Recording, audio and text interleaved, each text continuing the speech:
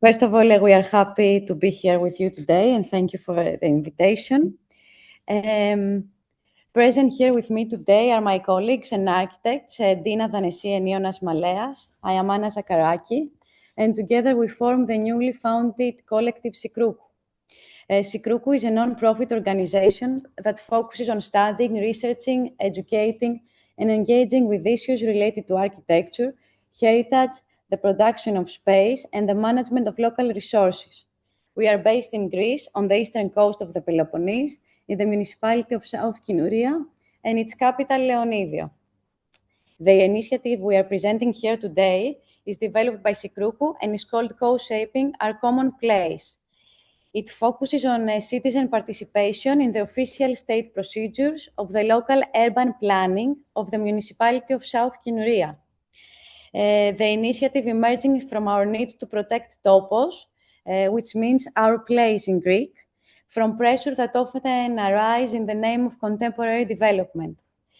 The project therefore focuses on citizen participation and the cultivation of collective care as key elements for the integrated protection and management of a place. The project is theoretically situated within the contemporary literature, conceptualized as the public turn in heritage management, namely the shift from state-centered, expert-driven and technocratic approaches to heritage protection toward participatory, community-based and governance-oriented models. So our basic theoretical position is landscape as a social process. The cultural landscape is not a natural background distinct from culture, but rather the domain of dwelling and experience, a dynamic and continuously evolving. The heritage as a socially negotiated process that is not pre-existing, but arises through processes of selection, interpretation, and negotiation of meaning. So what is worth preserving and transmitting to future generations, and heritage as a common good that cannot be safeguarded solely through expert knowledge, through state or private mechanisms, that these require collective forms of management and care. And participatory planning as a special democracy, which recognizes citizens as co-creators of heritage rather than passive recipients of decisions. This perspective shifts the focus from the static protection of heritage to the dynamic care of place, which cannot exist without the communities that inhabit it. So if the landscape is regarded as a public and collective good, intrinsically linked to quality of life and cultural identity, who determines what deserves protection and who participates in its governance? Which forms of participatory processes are capable of activating local communities and meaningfully integrate residents' lived and experiential knowledge into space? This is explored through our initiative to participate in the Urban Planning Reform Program Konstantinos Doxiadis, which is currently happening in the 70% of Greece. So local urban plans are assigned to private firms through public competitions and have 1 year time to complete them. The project is overseen by the Ministry of Environment and Energy, and the plans are funded by the EU.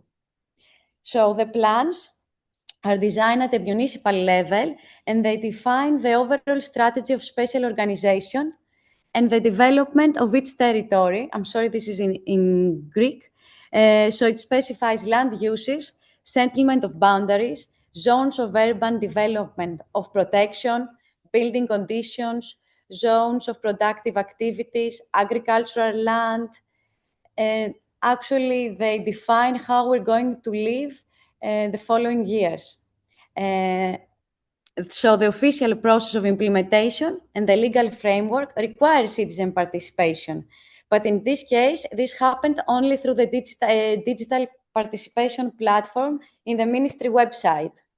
At the same time, media outlets around the country did not report the extensive urban planning reform, nor did they inform citizens about the rights or the available methods for participation.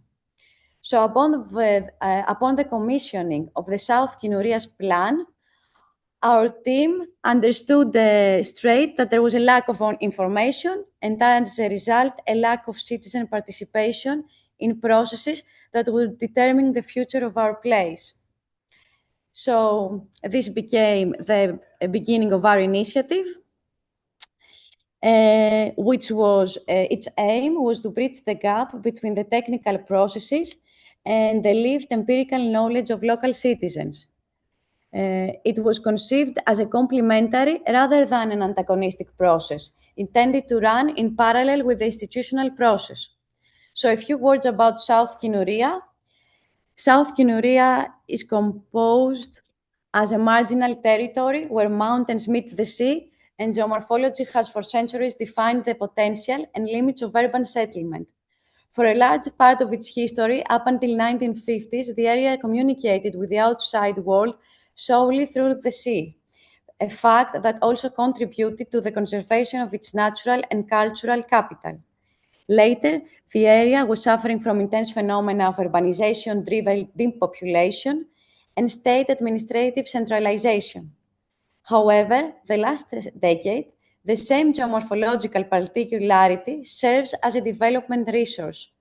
Leonidio has emerged as an international climbing destination with more than 2,500 climbing routes.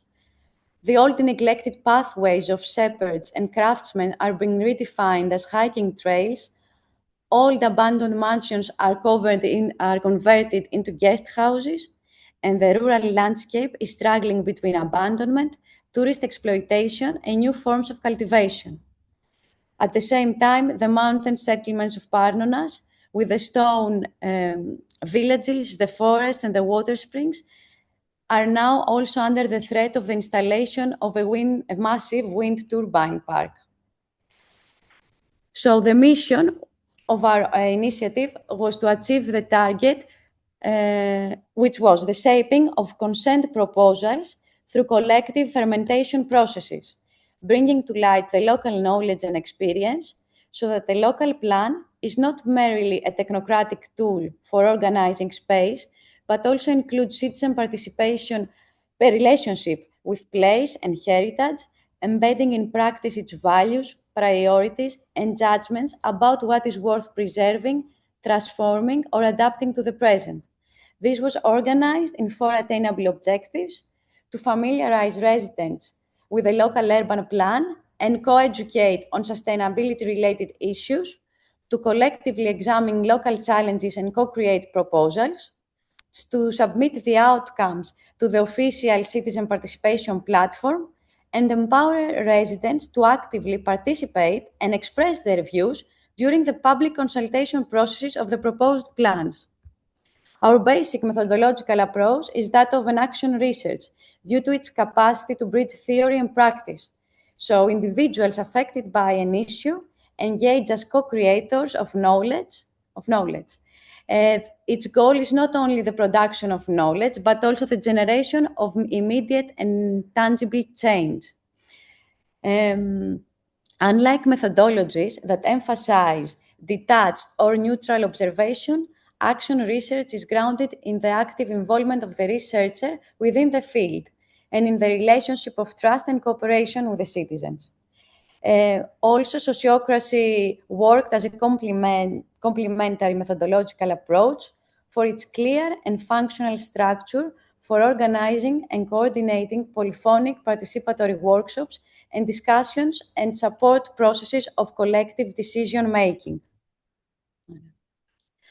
So, given the demanding timeline of 6 months, so February till July, this is in Greek also, I'm gonna translate it, for the mobilization and participation of the inhabitants, the process was organized with a clear structure while allowing room for improvisation and adaptation.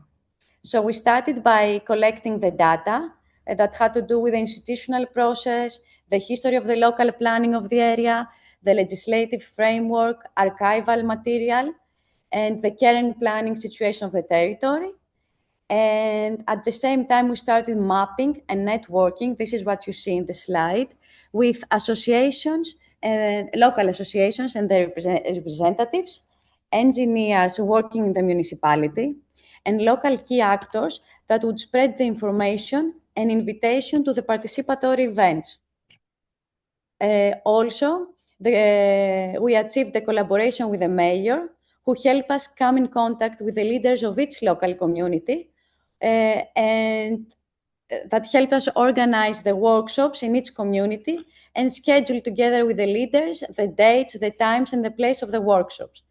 And the leaders also invited the residents of their community. So we also were doing networking with a contracted private design and planning consultancy, informing them of our action and of our intentions to enrich the process with the local knowledge. And at last, critical was also the networking of our team with specialized external consultants from different fields of anthropology, communication, local growth strategy, and urban planners in order to help us form the initiative and succeed our targets.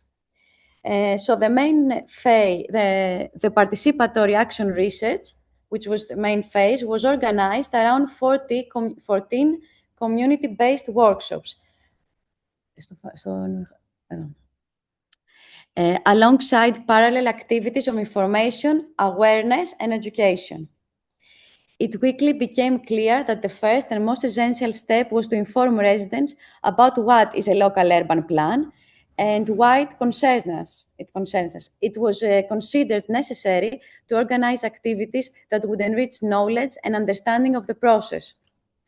The strategy involved the use of multiple and diverse tools, as well as daily presence in the central market, allowing information to spread organically throughout the community.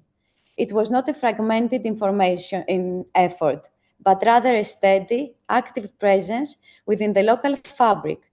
The activation methods tested included questionnaires, the creation of a physical model, a day conference on planning for sustainability in the municipality of South Kynouria, and projections, filming some videos you see now in the photographs.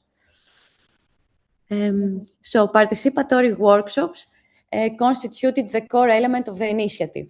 Each community formed a distinct working circle that had clearly defined areas of responsibilities corresponding to its special territory and conducted autonomous discussion. This system was inspired by sociocracy. The invitation was open to all, including permanent and semi-permanent residents, farmers, livestock breeders, business owners, engineers, association members, and community representatives. In order to facilitate the workshop discussion, given the complexity of the issues addressed in a local urban plan, a list of proposed thematic axes was systemically assembled to guide the discussion. The thematics derived from multiple sources, outputs of parallel participatory activities, questionnaire responses, insights from open discussions, etc. The proposed thematic axes were presented in plain languages and distributed in printed form. And they helped form the workshop's agenda bottom up by the citizens that they were, this is an example, they were voting in each community workshop which thematic they thought are the most important ones. And this guided our conversation. In total, 14 workshops were realized, one in each community, from May till June 2015, with the participation of 239 residents. The results of the workshops are not presented here today. So the results of each workshop, as well as notes and thoughts of our team on the urban plan, were shared with the municipality, the contracted planning office, the communities, and were submitted to the official citizen participation platform of the ministry. So the basic reactions, the mayor recognized the initiative. Here you see some photos from the workshops. Let them roll. The mayor recognized the initiative as a model for strengthening participatory practices and building on it, organized meetings afterwards on his own in each community to engage citizens directly. The contracted private planning consultancy considered the material produced through the initiative highly valuable, expressing appreciation for its quality and noting that it will provide important support in the next phase of the study's development and refinement. During the implementation, we identified what worked well, what needed more time or training, what had not yet produced results, and the unforeseen dynamics and institutional limits we encountered. Today, I'm going to present some of them here because they're quite long and the time is, So elements that function effectively in practice was the action research as the chosen methodology, which allowed for flexibility, critical review, and redesign. And while rejecting rigid interpretation of processes or notions of failure, sociocracy, the facilitation of the discussion based on sociocracy ensured flow, balance, and focus, set limits, reduced conflicts, and substantially increased the participants' willingness to engage in the dialogue. The fact that the workshops were held in each public space of each community and not in the capital of Leonidio. The community spatial structure of the meetings, the various information activities that managed to engage audiences from varied profiles. And last but not least, lessons learned from the field. So the factor of locality in participatory practices. A key element of the project was the factor of locality. The dual role of our team as both residents and practicing architects within the area proved to be a major advantage for the participatory processes. Being locally embedded gave us access to everyday knowledge and allowed continuous observation of the field, improving the accuracy and adaptability of the methodology. A shared local identity helped build trust with residents, while a professional expertise offered practical guidance during meetings. Within this framework, knowledge functioned as community research. Because the team remained locally present, knowledge production became continuous and cumulative, rather than a temporary research outcome. What do we show? The methodology. Another important outcome is the transferability of the methodology, the organizational phases, the structure of the community working circles, and the tools used for participation and interaction can be applied to other municipalities and planning processes, including the next phases of the local urban plan, where planning becomes more site-specific. In today's development-driven reality, dominated by profit motives and short-term fragmented approaches, collaborative learning is proposed as a crucial strategy from shifting focus from narrow individualism towards a broader common good. And from mere space into place, at the beginning, the municipality appeared to us simply as a mapped space, a set of boundaries, coordinates, and topographical features, while gradually this abstract impression gained depth and began to emerge through lived experience, becoming entangled with people, narratives, and social interactions. In this way, the municipality was transformed from mere space into place, understood as a complex mesh of inseparable layers of social and spatial relations.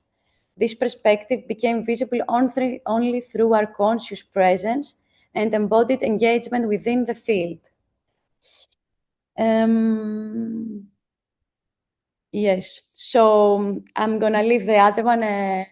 Okay, the other things that emerge is the historical institution of community, one of the longest institutions in Greece. But I'm not going to give them now time because I think I'm running out of time. Thank you. Yes, and we would like to thank everybody that participated in this project, our permanent advisors, our volunteers, all the people in the community that they opened their houses for us, the mayor, the community leaders. Yeah. Thank you. And everyone who participated. Yeah, and everyone who participated. Yeah.